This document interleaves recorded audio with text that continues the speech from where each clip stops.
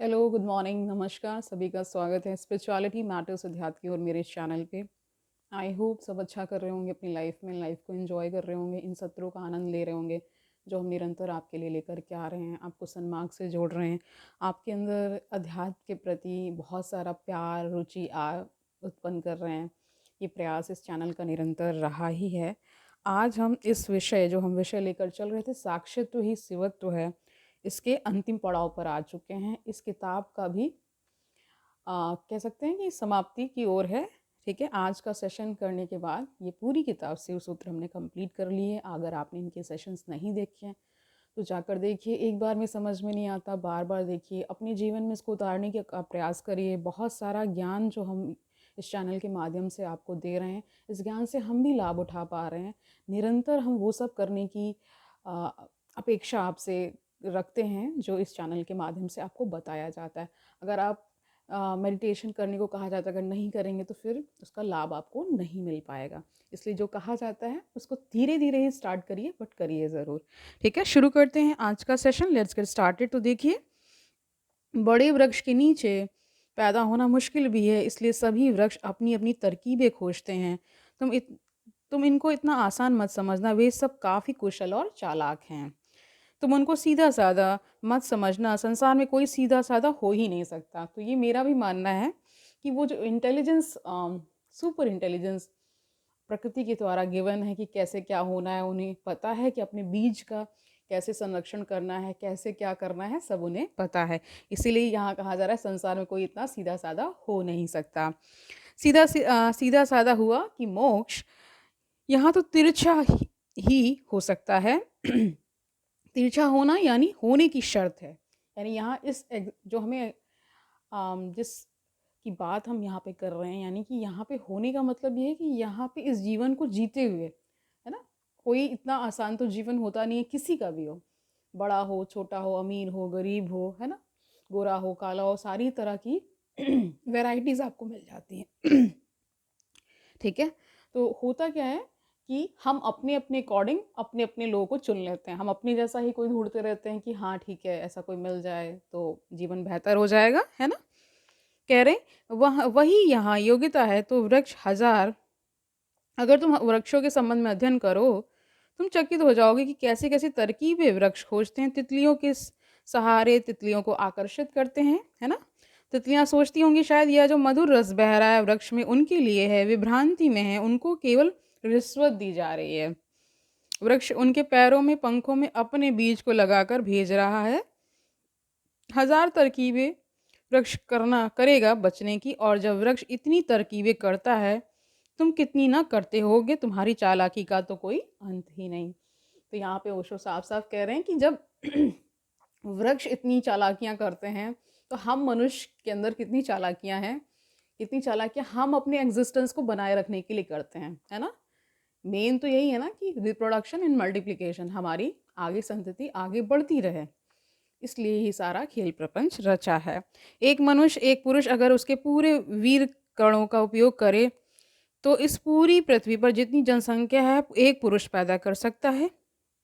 एक साधारण पुरुष अपने जीवन में, है ना, साधारण, न ब्रह्मचारी न व्यभिचारी, दोनों के मध्य में जो साधारण है वह कम से कम 4000 बार संभोग करता है। एक संभोग में कोई 10 करोड़ जीवाणु, 10 करोड़ बीज एक संभोग में स्खलित होते हैं।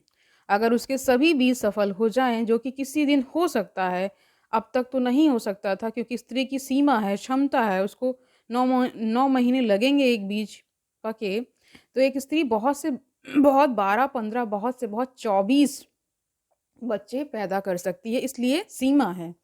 इसलिए सम्राट हजारों रानियां रख लेते थे ताकि वह सीमा तोड़ दी जाए। तो यही सब कारण होते थे, है ना। लेकिन अब वैज्ञानिक उपायों से यह संभव हो गया है कि हम एक ही व्यक्ति के वीर कणों को सारी स्त्रियों को दुनिया में दे दें, इंजेक्ट कर दें। इस बात की बहुत संभावना है क्योंकि वैज्ञानिक जब सुझाव देते हैं, उनके सुझाव कितने ही खतरनाक हों, थोड़े बहुत दिनों में वे स्वीकृत हो जाते हैं, है ना। तो मेडिकल साइंस का एडवांसमेंट हो चुका है, बट एक ही आम, मतलब जो भी यहाँ चर्चा हुई है उसमें मैं बहुत ज़्यादा जाना नहीं चाहती। आप सब समझदार हैं, समझ गए होंगे क्या कहना चाहते हैं यहाँ पे ओशो। ठीक है, क्योंकि वे कहते हैं सभी लोग लोगों को बच्चे पैदा करने का हक नहीं होना चाहिए। आइंस्टीन जैसा कोई आदमी जिसके पास ऐसी प्रतिभा है, उसके बीज का उपयोग करो। ये देखिए एक डिसिप्लिन है यूजेनिक्स एंड यूथेनिक्स, उसमें ये सब चीज़ें पढ़ाई जाती हैं कि जो जिनका जेनेटिक मटेरियल उच्च कोटि का है, जिनका आईक्यू बहुत स्टैंडर्ड है, मतलब एक लेवल का है, कहते हैं उनको ही प्रजनन का हक होना चाहिए। यानी कि जो संतति दुनिया में जो इतनी बीमारियां हो जाती हैं, बहुत सारी जेनेटिक बीमारियां भी होती हैं, इसका कारण ये होता है कि माँ बाप उतने स्वस्थ नहीं होते मानसिक रूप से भी और शारीरिक रूप से, है ना। और वो अगर प्रजनन वैसी अवस्थाओं में होता है तो बच्चे ज़्यादातर बीमार ही पैदा होते हैं, है ना। तो इसका कारण, इसको सॉल्व करने के लिए ये सारे सुझाव दिए जाते हैं। कह रहे हैं उसके, जब बागवानी में तुम इतनी कुशलता बताते हो कि बीज चुनते हो, तो आदमी की बागवानी में क्यों ना बीज चुनो। बागवान देखता है अच्छे से अच्छा बीज खोज कर लाता है, हर कुछ रद्दी नहीं बो देता। तो आज नहीं कल दुनिया में सभी लोगों को बच्चे पैदा करने का हक नहीं रह जाने वाला। थोड़े से लोग जिनको वैज्ञानिक तय करेंगे, स्वास्थ्य में, बुद्धि में, प्रतिभा में, उम्र में, उनका बीज उपयोग में लाया जाएगा और उसके पैकेट मिल सकेंगे, उसको तुम ले आ सकते हो। तब एक ही आदमी पूरी पृथ्वी को भर दे इतने बीज पैदा करता है। यह भी जीवन आकांक्षा है। तुम हैरान होगे, कहीं तुमने यह पढ़ा ना होगा, क्योंकि कहीं यह लिखा हुआ नहीं है अब तक, कि जैसे ही कोई व्यक्ति सुख दुख के बाहर हो जाता है, केवली हो जाता है, उसके भीतर वीर का पैदा होना बंद हो जाता है। वही ठीक ब्रह्मचर्य को उपलब्ध हो सकता है जिसके भीतर वीर का पैदा होना बंद हो गया है। तो ये अद्भुत घटना है, विरला ही कोई ऐसी अवस्था को प्राप्त कर पाता है। लेकिन वह तभी हो सकता है वीर का पैदा होना बंद, जब सारी आकांक्षा जन की खो गई हो। जब तक जन की आकांक्षा है कि मैं बचूं, किसी भी रूप में बचूं, या शरीर खो जाए तो कोई हर्ज नहीं, दूसरे शरीर में रहूं, लेकिन रहूं। जीवेषणा जब तक है तब तक शरीर पैदा करता जाता है वीर कणों से। ठीक है, इधर शरीर भी जाएगा। देखिए होता क्या है कि ये जो चर्चा यहाँ पे हो रही है, ये बेसिकली हमारे इवोल्यूशन में ही इंकोडेड है। मतलब हम सब इवोल्यूशन के प्रोसेस से ही यहाँ तक पहुँचे हैं। तो अभी भी इवोल्यूशन रुक तो गया नहीं, निरंतर चल ही रहा है। चेंज कहते हैं वो कभी रुकता नहीं है, और प्रकृति में चेंज होता रहता है। हम क्या थे आप सभी को पता है, अगर आपने हिस्ट्री पढ़ी है, एंशिएंट हिस्ट्री पढ़ी है, उससे पहले की जो हिस्ट्री है ना, जिसमें सारा एस्ट्रोलोपिथेकस थे, नींदरथल थे, क्रोमैग्नन थे ना, होमोसेपियंस फिर इस तरह से पूरा क्रम है। तो उसी तरह यहाँ पे बताया जा रहा है कि जब तक एक भी आकांक्षा रह जाती है तब तक मोक्ष तो मिलता नहीं है, क्योंकि वो एक इच्छा ही, वो एक आकांक्षा ही आपको दोबारा जन्म के लिए प्रेरित करेगी और आप जन्म लेंगे, उस चक्र में पढ़ेंगे। और यहाँ पे जो पूरी चर्चा हुई कि मतलब कोई बहुत ही सोफिस्टिकेटेड, कोई बहुत ही इंटेलेक्चुअल इंसान, उसी के वीर कणों से ही सारा कह रहे हैं कि ऐसा, जैसे पेड़ पौधे के बीज होते हैं, उसी प्रकार ऐसे इंसान के वीर कणों को लेकर के इस तरह से प्रोसेस किया जा सकता है, ताकि संसार में बुद्धिमान लोगों की जनसंख्या बढ़े, कोई ऐसे ही बीमार लोग ना पैदा हो जाए। इस तरह से इन्होंने बताया है। ठीक है, समझ गए।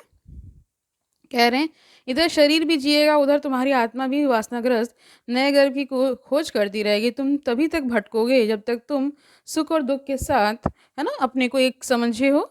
तब तक तुम पूरी कोशिश करोगे कि दुख ना हो और सुख हो, और मैं और सुख की यात्रा करूं, और सुख हो जो तुम्हारे अपने, तुम्हारे सपने तुम्हें नए जन्मों में ले जाएंगे। उस केवल अवस्था में आरूढ़ हुए योगी का अभिलाषा शून्यता के कारण जन्म मरण का पूर्ण क्षय हो जाता है। तो ये पूरी एक वक्तव्य है ना। इसमें कह रहे केवल अवस्था में, जो आरूढ़ का मतलब चढ़ा हुआ व्यक्ति ना, अभिलाषा शून्यता को जो पा गया है, यानी जहाँ जिसके अंदर अभिलाषा शून्य हो गई है, वही क्या होगा, पूर्ण, उसका जो जन्म मरण का जो चक्र है वही उसी का केवल पूर्ण क्षय होगा, और किसी का नहीं होता। ठीक है, वह जनता नहीं, और जो जनता नहीं उसके मरण का कोई कारण नहीं। जन्मोगे तो मरोगे, जन्म का ही दूसरा पहलू मरण है। वह जन्म के ही सिक्के पर एक तरफ जन्म और दूसरी तरफ मृत्यु है। इधर तुम जन्मे उधर तुम मरोगे, लेकिन जिसे मृत्यु, कह रहे हैं, लेकिन जिसे मृत्यु से मुक्त होना है उसे जन्म से मुक्त होना पड़ेगा। मृत्यु से तो सभी मुक्त होना चाहते हैं, लेकिन जन्म से कोई मुक्त नहीं होना चाहता, है ना। वह कह रहे हैं यही हमारी कठिनाई है।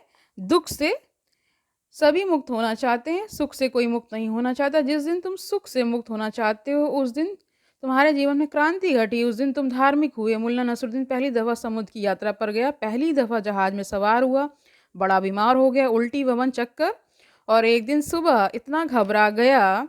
क्या घबरा गया? तूफान भयंकर था और जहाज करवटें ले रहा था और वह लौट रहा था। उसने अपनी पत्नी से कहा, सुन, सारी संपत्ति तेरे नाम के लिए छोड़ी है और मेरी वसीयत बैंक में रखी, सब हिसाब किताब वहाँ है, और मुझे दूसरे किनारे पर दफना देना, चाहे मैं मरूं या ना, क्योंकि जिंदा या मुर्दा ये यात्रा अब दोबारा नहीं कर सकता हूँ।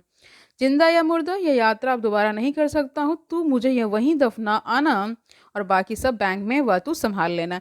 जिस दिन तुम्हें जिंदगी ऐसी बेहूदी दिखाई पड़ने लगेगी या पूरी यात्रा इतनी व्यर्थ दिखाई पड़ने लगेगी कि जिंदा या मुर्दा तुम कोई भी हालत में इस यात्रा पर वापस ना आना चाहोगे, जिस दिन तुम्हें यह जिंदगी मृत्यु से बदतर दिखाई पड़ने लगेगी और यह है, उसी दिन तुम्हारे जीवन में क्रांति होगी। अभी तुम धर्म में भी उत्सुक होते हो, तो वह भी सुख की ही खोज के लिए, इसलिए तुम्हें धर्म कभी नहीं मिल पाता। तो यही कारण है सारे, है ना। धर्म में तुम्हारी उत्सुकता वास्तविक तभी होगी जब तुम इस जीवन की यात्रा पर किसी भी स्थिति में जाने को राजी नहीं हो। तुमने सब देख लिया और तुमने सब व्यर्थ पाया। तुमने सुख देख लिया और पाया कि वे भी पीड़ा से भर जाते हैं, और तुमने दुख देख लिए और पाया कि वे भी पीड़ा से भर जाते हैं। दुख तो दुख है ही, यहाँ सुख भी दुख है। यहाँ जो मीठा लगता है वह भी जहर है, यहाँ जहर तो जहर है ही, अमृत की भी जो घोषणा है वह भी जहर को ही छिपाने की तरकीब है। जिस दिन तुम्हें सब व्यर्थ हो गया, सब बाहर है और सब सारहीन है, उसी दिन तुम्हारे जीवन में धर्म का जन्म होगा। जब सब कुछ सारहीन लगने लगेगा तब ऐसी घटना घटती है। ध्यान रहे, अपने मन में साफ साफ खोजना कि तुम धर्म उत्सुक सुख के लिए हो। तुम उत्सुक ही नहीं हो। धर्म में उत्सुकता तो सच्ची तभी है जब तुम शांति के लिए, सुख के लिए नहीं, शांति के लिए उत्सुक हो। सुख भी व्यर्थ, दुख भी व्यर्थ, अब तुम दोनों से छुटकारा चाहते हो। उस केवल अवस्था में आरूढ़ हुए योगी का अभिलाषा शून्यता के कारण, आगे वही सेंटेंस है इसलिए इन्होंने डॉट डॉट कर दिया। अब उसकी कोई वासना नहीं, अब वह किसी यात्रा पर नहीं जाना चाहता। यात्रा मार्थ व्यर्थ हो गई, जन्म मरण का पूर्ण क्षय हो जाता है।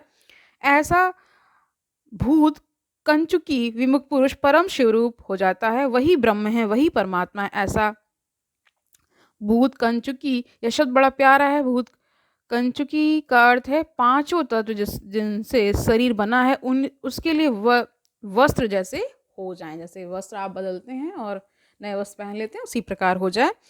भूत कंचुक हो गए जिसके लिए शरीर मन, क्योंकि दोनों ही पंचभूतों से बने, या स्थूल पंचभूतों से जो बना है वह शरीर है, और जो सूक्ष्म पंच तन्मात्राओं से बना है वह मन।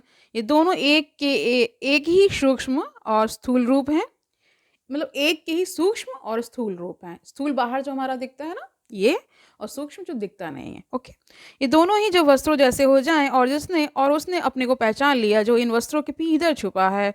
जिसने प्याज को पूरा खोल लिया, भीतर के शिवत्व को, शून्यत्व को, है ना, शून्य से शून्यत्व हो गया, को जान लिया, ऐसा भूत कंचुकी विमुक्त पुरुष स्वयं परमात्मा हो जाता है। हम इस देश में किसी एक परमात्मा में भरोसा नहीं करते कि कोई एक परमात्मा आकाश में बैठा है, वह सबको चला रहा है। नहीं, हम इस देश में सभी जीवन यात्राओं का अंत परमात्मा में होता है, ऐसा भरोसा करते हैं। यहाँ सभी खिलते खिलते परमात्मा रूप हो जाते हैं। परमात्मा कोई स्थिति नहीं है, सभी का भविष्य है ना। इस बात को थोड़ा गहराई से ये समझ लो। दुनिया में दूसरे धर्म हैं जो भारत के बाहर पैदा हुए। ईसाईयत, यहूदी, इस्लाम, ये तीन बड़े धर्म भारत के बाहर पैदा हुए।